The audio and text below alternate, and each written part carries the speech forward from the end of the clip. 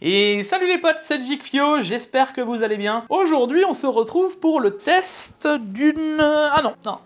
d'une 3080 Ti. Et oui, je vous avais déjà sorti cette vidéo, enfin plus ou moins, où je vous avais dit qu'on s'approcherait des perfs de la 3090, que c'était pas tout à fait logique et qu'on comprenait pas trop pourquoi on avait cette carte graphique. Et du coup, j'ai pu m'en procurer une en modèle Founder Edition. Et oui, non, c'est pas Nvidia qui me l'a envoyé, hein, c'est moi qui l'ai acheté.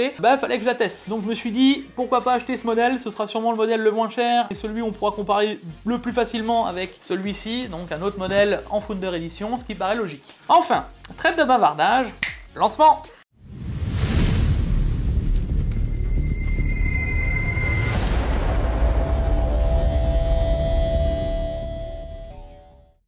Et nous revoilà les potes. Bon alors comme d'habitude, on n'oubliera pas le like, l'abonnement, la cloche, etc. Les réseaux sociaux, si le contenu te plaît, à me suivre sur les réseaux sociaux, blablabla. On a l'habitude.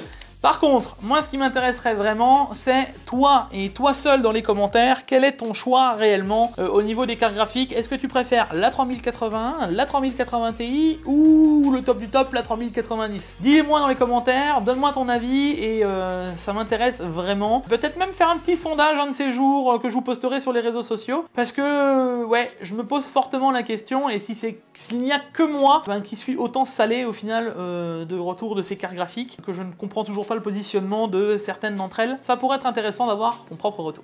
Est-ce que je vais commencer par vous dire que actuellement je ne comprends toujours pas pourquoi on a forcément sorti cette CG. Enfin, est-ce que c'est la faute de celle-ci ou est-ce que c'est la faute de la 3090?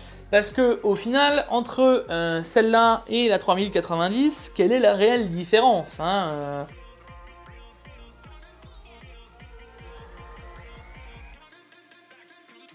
On sait qu'on est sur la puce GA102, donc pour ceux qui ne sauraient pas ce que c'est, le GA102, c'est la puce qui est à l'intérieur de votre carte graphique, qui va venir donc calculer ce que vous faites avec votre CG finalement. Hein. Et là-dedans, la réelle différence se joue au niveau des cœurs CUDA, parce qu'au final, au niveau des RT Core, des Tensor Core, etc., on n'a pas grosse différence. C'est vraiment les CUDA Core, donc les fameux cœurs de calcul d'NVIDIA, qui viennent se différencier. On a donc le GA102 300, qui est la 3090 avec 10496 cœurs CUDA. On a la 3080 Ti avec 10240 cœurs CUDA. Et on a la 3080 avec 8704 cœurs CUDA. Et on aurait une puce GA102 parce que ils vont pas refaire toute la gamme d'NVIDIA, donc ce sera sûrement un GA102 350 avec 10700 et des bananes cœurs CUDA. De ce qu'on a vu, une 3080 Super avec 9100 cœurs CUDA. Donc en gros, on aurait 5 CG avec la même puce. Ça va NVIDIA.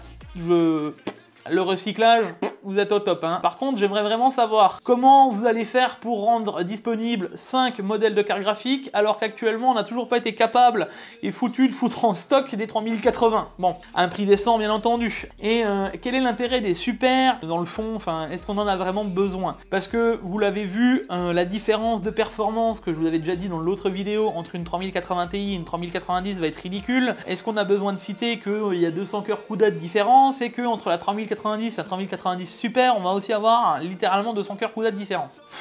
Franchement, c'est déprimant. Je comprends pas toujours le positionnement, mais on va vous dire oui, mais on a mis de la mémoire GDDR6X encore plus rapide avec, à la place de 19 gigabits seconde, de 21, ouais, enfin, non, stop. On s'en souvient ce que ça fait de gigas de différence, on avait vu avec les 2080 et la 2080 Super, ça nous a littéralement ramené 2% de performance en plus.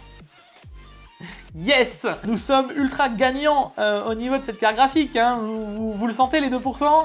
Non? Très bien. Enfin, je ne comprends toujours pas le positionnement et je me dis que ça va encore plus poser problème au niveau du ravitaillement de ces CG et que, à mon sens, si je me trompe pas et que vous suivez ce que je vous ai dit dans les commentaires, c'est celle-là qu'on veut, c'est la 3080 à 720 balles, donc avec des modèles custom au plus haut à 900 balles, et non pas des 3070 à ce prix-là. Donc bon, au final, dans la logique, je pense que celle-là, la plupart des gens s'en carrent les cacahuètes, hein, genre vraiment. Mais bon, maintenant que j'ai donné mon petit coup de gueule au niveau des GPU Nvidia, enfin des puces GA102, quelle est finalement la réelle différence qu'on va avoir entre ces CG et entre toutes ces CG, je veux dire entre la 3080 3080 Ti, la 3080, la 3090 et la 3080 Super, puisque elle aussi aurait maintenant 12 Go de VRAM de ce qu'on nous en dit. C'est les VRAM justement. Et vous allez voir que c'est là où tout se change finalement, parce que avoir 24 Go de VRAM, déjà faut se poser la question. Est-ce que ça va m'être utile une fois dans ma vie? Parce que ceux qui font du rendu, ceux qui font du professionnel peuvent se dire que effectivement 3090 24 Go de VRAM, c'est la carte la plus performante en tout, au niveau des rendus, etc. C'est le feu, on fire, 3000 €, allez, c'est pas grave, 3000 € c'est remboursé pour ceux qui font de la production finalement. Ceux qui ont payé des GPU à un prix exorbitant, elles sont sûrement déjà amorties, parce que c'est un objet de travail. Mais pour quelqu'un qui va faire du gaming, parce que de base ces cartes graphiques sont quand même badgés gamer, quel est l'intérêt d'avoir 24 Go de VRAM? Alors on va dire oui, mais la 8K, alors ça je vous l'ai déjà dit, promis, je vais vous en sortir une vidéo de cette 8K. Vous allez voir que je suis pas sûr qu'elle ait vraiment besoin de plus que celle-là. Voilà, enfin 24 Go de VRAM, je pense qu'on paye vraiment trop cher pour ce que c'est. Enfin bref, on va rentrer un peu dans le vif du sujet au niveau de ces cartes graphiques, parce que oui, vous le remarquerez, si je mets la 3080 à la place de la 3080 Ti, eh ben on a exactement le même refroidissement. Hein.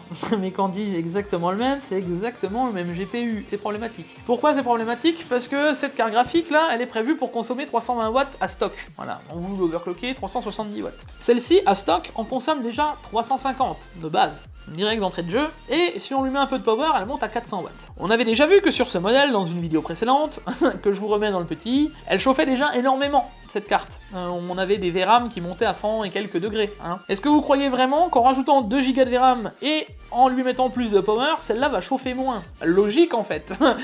Et pourquoi Nvidia n'a pas mis là-dessus un refroidissement de 3090, sachant que la 3090 consomme exactement le même nombre de watts, hein, donc soit 350 et 400 watts. Bon, la logique est pas forcément très logique justement. Et d'un autre côté, vous allez me dire oui, mais la 3090 elle a justement 12 Go de VRAM en plus GXIO, donc il faut bien la refroidir, ce qui en soi est pas tout à fait faux, mais bon, c'est quand même pas logique dans mon sens, surtout quand on paye une CG genre 500 balles de plus que celle-ci, on peut se dire qu'on peut mettre le refroidissement qui est décent avec. Moi je pense qu'encore une fois c'est un niveau marketing, et la 3090 devait garder son format, son modèle, le leadership, vous voyez, le best des GPU, la grosse mémère. Dans le métier on l'appelle la grosse Bertha. Donc voilà, le but c'était vraiment d'avoir un GPU qui envoie du steak pâté. C'est dans l'esprit des gens maintenant, pourquoi pas. Après au niveau refroidissement, on n'est pas si mal. De base, on est à 77 degrés, bon ça, sauf qu'il peut. Une fois qu'on fait une courbe de ventilation un peu plus violente, sans vraiment pousser, on tombe 71 degrés, 70 degrés. C'est plus correct. Puis avec une courbe de ventilation et des ventilateurs, on se retrouve à 61 degrés, parce que, je tiens à le préciser, je suis sur table de benchmark, donc qui dit table de benchmark dit pas de ventilation, pas de boîtier, pas d'airflow, et je me suis dit, qu'est-ce que ça change si on met des ventilateurs sur le dessous de cette CG, et est-ce qu'on a vraiment une perte de température? Oui, c'est ultime, hein, 61 degrés, ça se voit, c'est violent. Et ensuite, on met la courbe de ventilation à fond, plus les ventilateurs à fond, et là on se retrouve à 55 degrés. Bon, on a une soufflerie à l'intérieur de la maison, mais on voit en tout cas qu'on arrive à redescendre les températures de ce GPU quand même bien bas. Et j'ai sûrement eu de la chance au niveau de l'achat de cette 3080 Ti, puisqu'elle monte au niveau de la VRAM pas plus haut que ma 3080, on est sur 100-101 degrés au niveau des VRAM, ce qui est pas finalement trop mal, et que je dois avoir finalement une carte qui s'est fait pad correctement. Yes,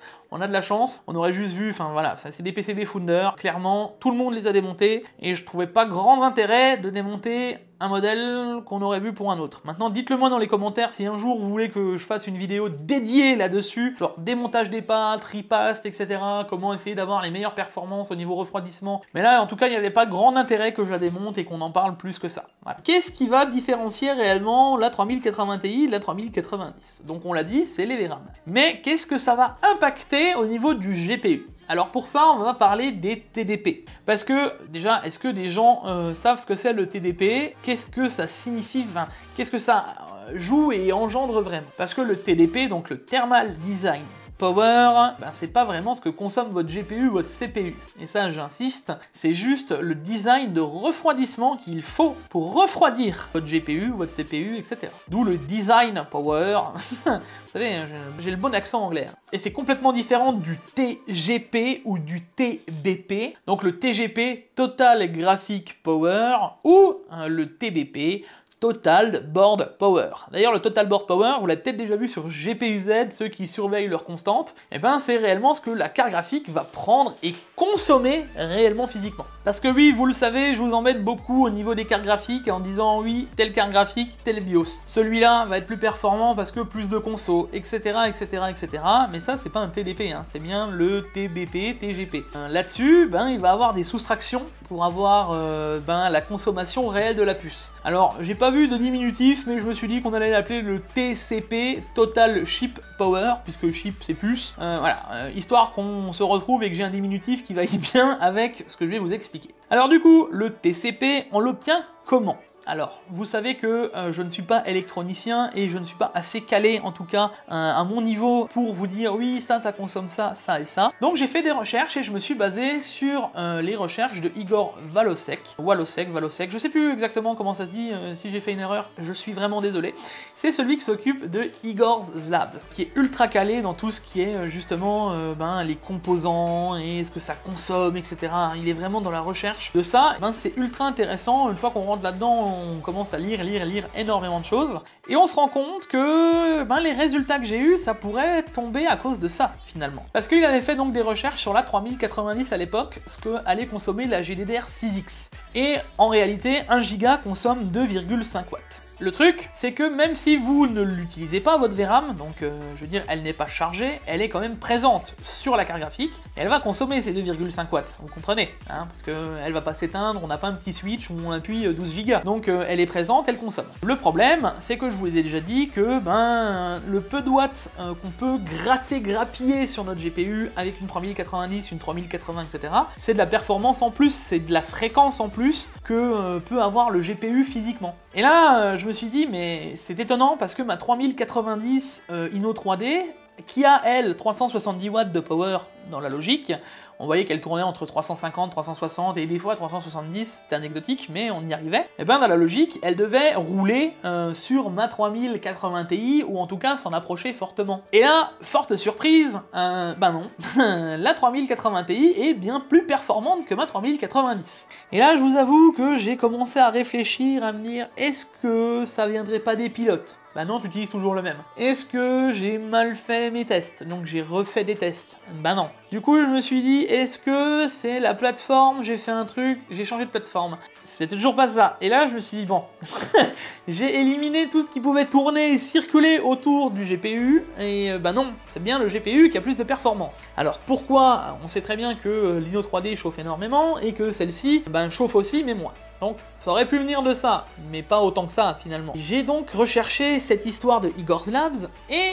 bah oui, mais les gars, 3090 gigs à 24 Go de VRAM, si on démultiplie ces 24 Go de VRAM par 2,5, ça donne 60 watts. Si on le fait la même chose pour notre carte graphique en 3080 Ti, ça nous donne 30 watts. Donc là, on a 30 watts de différence, juste présent maintenant, là, à ce moment-là. Et j'ai été beaucoup plus loin, parce que Igor's Labs a été beaucoup plus loin, et là, il nous montre toutes les pertes qu'on pourrait avoir, par exemple, dues au MOSFET, donc les VRM, les refroidissements, les ventilateurs, le RGB, parce que le RGB, ça vient consommer sur le TGP, bien entendu, etc., etc. Et je me suis rendu compte que quand on mettait, petit à petit, quelques watts par-ci, plus quelques watts par-là, plus 3 watts par-ci, plus 30 watts, eh bien ça fait vite 50 watts qui vont se promener entre notre 3090 et la 3080 Ti. Donc là maintenant je vais vous afficher des valeurs sur les côtés avec d'un côté la 3080 Ti et de l'autre côté une 3090. On va partir sur une masse de 400 watts pour les deux. D'un côté on va mettre une Asus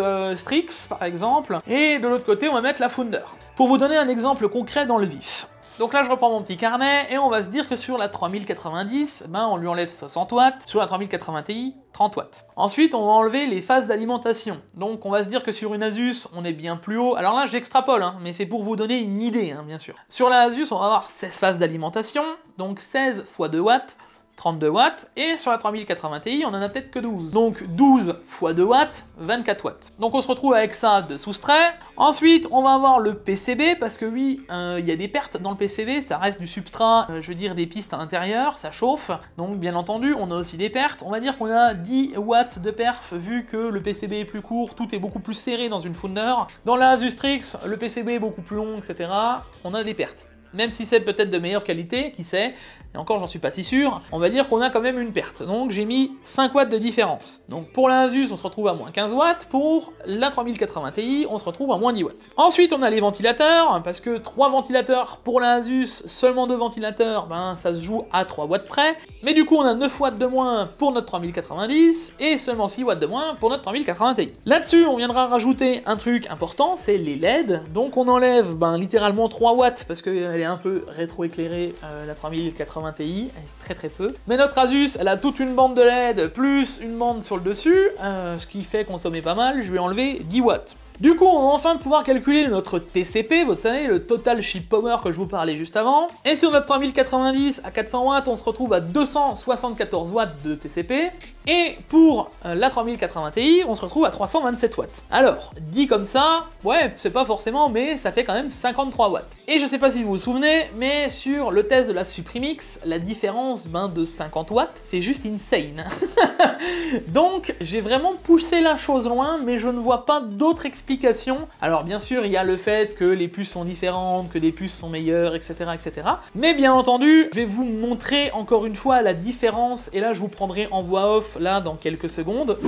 Et yop les potes, c'est Jigfio du montage. Du coup là j'ai vite fait vous expliquer pourquoi d'un côté on a Up Like Tail et Doom et qu'on ne me voit plus, parce que c'est beaucoup plus facile à vous expliquer comme ça. Donc là vous voyez au niveau des performances du MSI Afterburner, on peut voir que la carte tourne à 400 watts. Donc la consommation est poussée à fond sur le power limit. Et on peut aussi remarquer qu'au niveau du refroidissement, je suis ultra performant puisqu'on est à 60 degrés, j'avais mis les ventilateurs, etc. C'était vraiment pour vous montrer la différence du moment où on optimise la carte graphique. Du coup là on peut le remarquer, sur Doom on a 212 FPS, sur Up Like Tail on est à 124, et du moment où je baisse le power limit, on remarque tout de suite que la tension chute, la fréquence chute, et les FPS avec, et on se retrouve vite avec une dizaine de FPS de moins. Bon maintenant dans la troisième partie, maintenant on va laisser le GPU chauffer, et vous allez voir qu'on va vite monter à 80 degrés, 79 pour Up Like Tail et 83 degrés pour Doom, parce que la VRAM est beaucoup plus chargée au final. On va voir qu'est-ce qui se passe, mais au fur et à mesure vous remarquerez que la fréquence chute, forcément les performances chutent au fur et à mesure qu'on monte de température. C'est vraiment pour vous montrer qu'il est ultra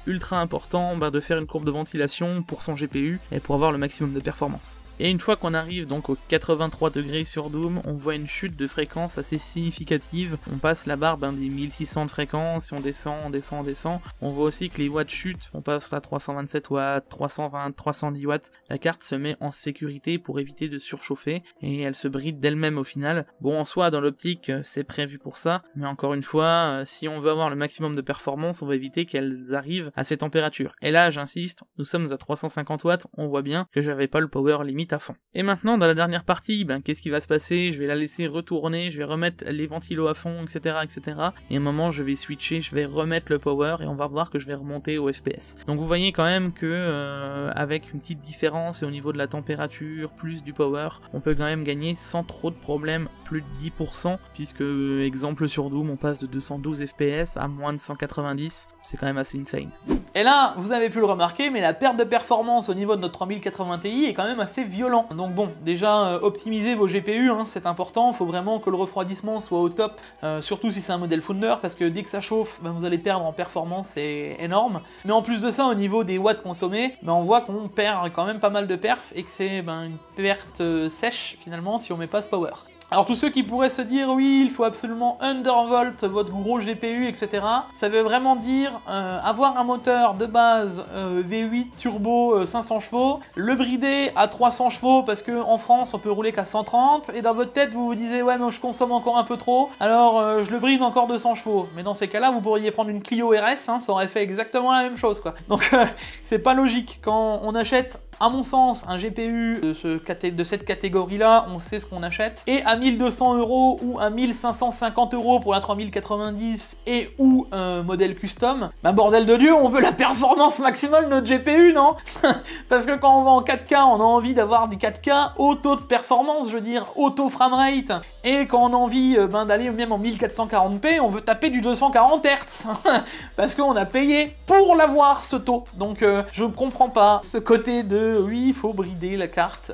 Non. En tout cas, sur ces modèles, je déconseille fortement de downclocker ou d'undervolter trop fortement le GPU, parce qu'on va peut-être gagner au terme de refroidissement, mais on ne gagnera rien au niveau performance, alors que sur d'autres Nvidia, qui sont justement trop optimistes au niveau de ces watts, on peut largement les undervolter et gagner en performance, parce qu'on va gagner en refroidissement, vous l'avez vu, que du moment où on gagne en température, on gagne en perf. Donc effectivement, on va gagner quelque chose. Mais là, c'est pas intéressant en fait. Donc voilà, c'est vraiment le point que je voulais insister, c'était vraiment important. Bon, maintenant qu'on a fait le tour de quelle est la réelle différence que ça consomme, quelle est la différence entre la 3090 et tout le tralala, vous voulez vraiment voir la performance qu'on va avoir entre notre 3090 et notre 3080 Ti, c'est logique. Alors, on va avoir plusieurs graphiques, et là, je vous affiche en premier lieu les performances de tous nos GPU.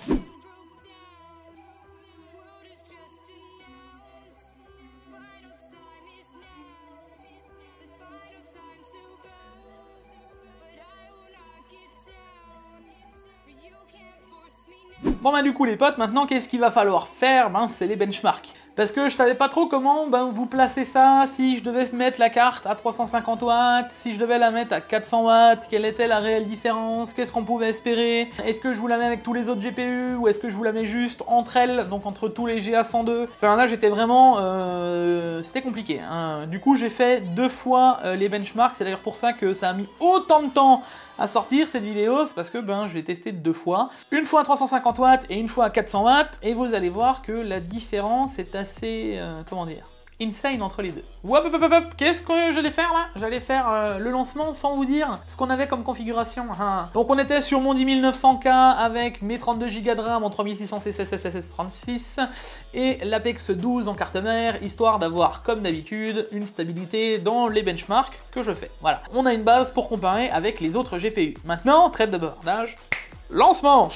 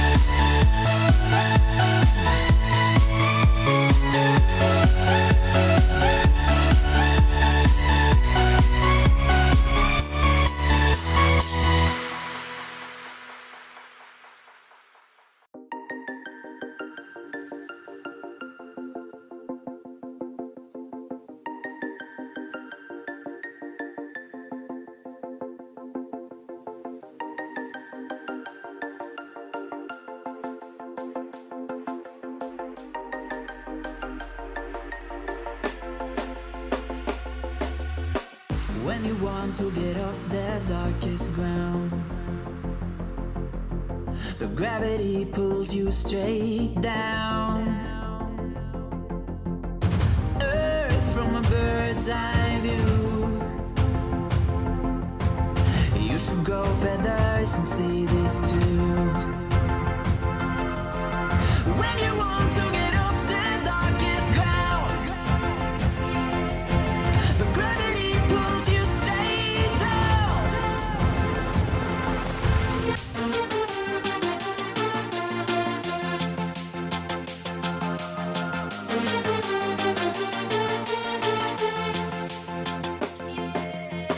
When you want to get off the darkest ground, but gravity pulls you straight down.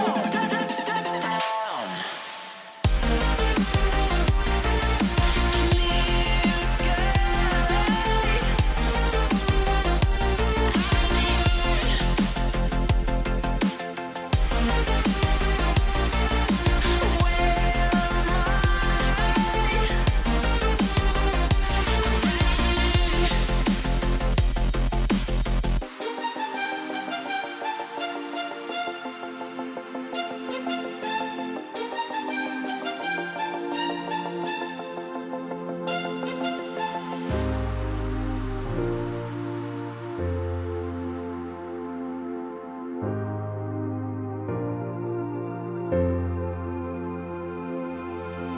When you want to get off the darkest ground, but gravity pulls you straight down. Bon, du coup les potes, on va tirer conclusion de ces benchmarks, parce que finalement vous avez peut-être remarqué que j'ai mis les benchmarks OC et les benchmarks à stock en même temps, et que j'ai un peu changé mon protocole de test habituel, enfin en tout cas au niveau de la vidéo, hein, ça n'a pas changé au niveau du test, mais parce que je voulais vraiment arriver sur une conclusion différente de d'habitude, c'est le rapport performance-prix que je vous affiche ici. D'ailleurs, pendant que je vous l'affiche, vous voyez que j'ai mis 1080p, 1440, on va vraiment se focus sur la définition 4K, enfin 2160p, parce que c'est pour ça qu'elles sont faites ces cartes, donc c'est vraiment là-dessus que je veux me focus, et je vous laisse voir les différences de performance. Donc les différences de performance sont tout à fait à gauche, forcément 100% c'est la carte la plus performante, s'il y a 94% c'est la différence avec la plus performante, vous l'aurez compris. Mais si on prend la plus performante, ça va être notre 3080 Ti FE à 400 watts, et qui se retrouve donc à 132 fps de moyenne, pour 1670 € si on prend le modèle custom. Donc là j'ai pris en extrapolant une FTW3. Par contre, si on prend le modèle Founder à 1200 €, on voit qu'on est à 9,9 € du FPS. Derrière, on retrouvera notre 3090 MSI Supremix, qui elle est bien plus chère, hein, le double du prix de notre FE, 2400 € pour 18,60 € du FPS. Juste derrière, on viendra retrouver notre 3080 Ti FE à 350 watts, et là on voit 124 fps, 1200 € et 9,68 € du FPS. Donc là on voit quand même qu'on est clairement plus intéressant que notre 3090 Supremix, parce qu'on a genre une différence de double de prix, pour littéralement 3% de différence. Et là j'insiste, c'est 3% de différence entre une 3080 Ti stock et un modèle Supremix qui est un modèle de ouf. Il n'y a pas besoin, j'ai pas besoin de vous expliquer, mais c'est chaud. Derrière, on va retrouver notre 3090 Inno3D eChill 4X à 117 fps de moyenne pour 2500 €. Alors là, j'ai pas besoin de vous expliquer que le rapport performance-prix est explosé, parce que 21,36 € du FPS, c'est la carte la plus chère, parce que la Inno3D maintenant est plus chère que la Supremix, mais en plus de ça, elle a 11% de moins que la 3080 Ti à 400 watts. Comment vous expliquer? Et enfin, pour terminer, on va retrouver notre 3080 MSI Gaming X Trio pour 1320 € à 11,68 € du FPS, mais à 113 fps de moyenne. Et en bonne dernière, notre 3080 Ti FE à 400 watts pour 108 fps de moyenne, à 720 € pour 6,66 € du FPS. Alors, qu'est-ce qu'on va pouvoir conclure de tout ça? Et c'est vraiment là-dessus que je voulais vous attirer les yeux, hein, le rapport performance-prix. Parce que oui, ceux qui vont venir acheter une 3080 Founder Edition, je pense que c'est le meilleur rapport performance-prix qu'on peut avoir. Mais vous pouvez quand même remarquer qu'avec une 3080 Ti, on a juste changé le power limit, on l'a juste mis à 400 watts et on a mis le refroidissement correct. Je veux dire, on a fait une bonne courbe de température, rien de plus, c'est juste de l'optimisation. résolution, on a quand même une différence qui est quand même pas négligeable. On a 24 FPS de diff en moyenne sur 16 jeux, les gars. En 4K, ça se discute. Après, est-ce que ça va mériter 500 € de diff? Je sais pas. En tout cas,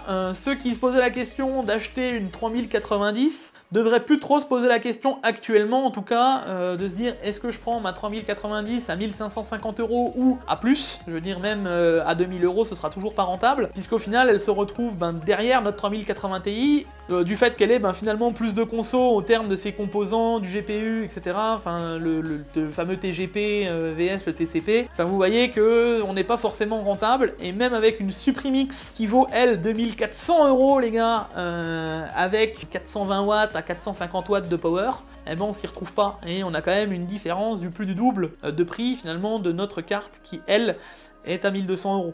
Et ça reste finalement même plus intéressant d'acheter un modèle custom en 3080 Ti, sachant qu'on en retrouve de temps en temps à 1500 €, 1600 €. Là j'ai pris déjà un modèle qui était très haut de gamme à 1670 €. Donc bon, ça reste aussi plus intéressant que notre fameuse 3090. Et enfin, pour vraiment terminer là-dessus, c'était pour ceux qui se posent la question d'une 3080 custom. Parce que oui, 1320 €, ça reste 120 € de plus qu'un modèle Founder Edition en 3080 Ti. Alors même si on n'a pas le meilleur modèle au niveau du refroidissement, on a quand même une différence de FPS qui est quand même pas négligeable. Encore une fois, on a 19 FPS de différence pour plus cher que notre 3080 Ti Founder.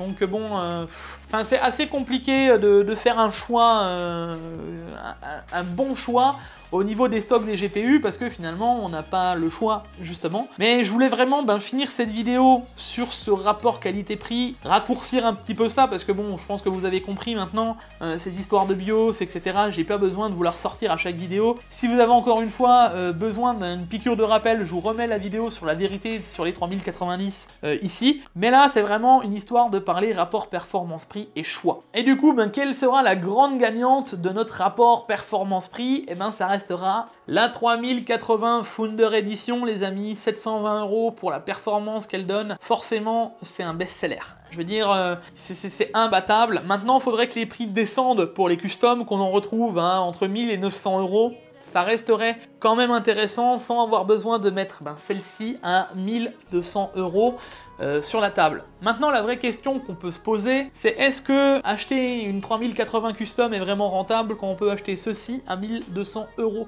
Et ça, par contre, non, clairement pas, parce que là, on a la carte graphique finalement la plus performante en gaming. Et là, j'insiste bien, les amis, en gaming, vraiment pour du jeu vidéo, je pense que c'est le modèle le plus intéressant qu'on peut avoir en termes général. Parce qu'au final, 1200 €, ça reste 200 € plus cher qu'une 6900 XT quand on a la chance de pouvoir l'avoir via les drops AMD. Parce que sinon, une 6900 XT, c'est en modèle custom 1400, 1500 €, 1600, 1700 même, parfois pour certaines. Le rapport est intéressant, mais ça reste de nouveau trop cher. On se retrouve proche d'une 3090, c'est pas logique. Alors que cette 3080 Ti, on la trouve maintenant en drop Founder assez souvent. Là, au moment où je vous parle, j'ai vu en l'espace de 6 semaines 4 drops de 3080 Ti, et les drops durent des fois plus d'une heure, 1 heure et demie sur ce genre de modèle. Donc pour ceux qui ont vraiment besoin, vraiment envie de jouer en 4K à haut taux de framerate, je pense que c'est le modèle le plus intéressant. Et finalement, Nvidia rattrape un peu leur retard au niveau des 80 Ti. On savait que ça a toujours été les meilleures cartes pour le gaming en général. Et la 3090 prend vraiment son modèle titan, ne devient plus du tout intéressante pour les gamers. Mais voilà, en tout cas, maintenant, est-ce qu'il y a un juste le choix? Pas vraiment, ça va vraiment faire en fonction de votre disponibilité, de votre temps d'attente, etc., etc. Ça reste compliqué, on sait qu'on est dans une situation très compliquée au niveau des GPU, mais je me devais de vous faire ce test et de vous l'éclaircir au mieux. Bon voilà les potes, j'espère que cette vidéo vous aura plu, ça change quand même assez foncièrement de ce que je fais d'habitude en test GPU. Alors on reste quand même sur des tests classiques, où vous aurez vraiment eu tous les benchmarks, etc., etc. Mais où j'ai dû réfléchir à raccourcir tout ça, parce que finalement vous parlez X fois de la même chose, ceux qui me suivent souvent l'ont compris. Ceux qui viennent de me découvrir, je vous invite encore une fois à aller dans les fiches ou sur ma chaîne, et à regarder les vidéos que j'ai pu sortir donc sur les autres modèles, les 3080, les 3090, et vous allez automatiquement comprendre ce que je viens de dire, en tout cas pour ce modèle 3080 Ti, et j'espère avoir été le plus clair possible, et que vous avez finalement compris assez facilement là où je voulais en venir. Voilà. On terminera comme d'habitude par le pouce bleu, l'abonnement, les réseaux sociaux, la petite cloche, etc., etc. Si le contenu te plaît, n'hésite pas encore une fois à me le dire dans les commentaires. Et quel modèle toi tu choisirais? Vous comprenez maintenant mieux pourquoi je vous ai dit plutôt une 3080, plutôt une 3090, plutôt une modèle 3080 Ti. Voilà, c'est vraiment important pour moi de savoir. Et peut-être qu'un de ces jours, là prochainement, je vous ferai un sondage, histoire d'avoir vraiment un réel retour. Voilà. Bon allez les potes, on se retrouve très prochainement pour une prochaine vidéo. C'était Geekfio, à la prochaine. Ciao ciao!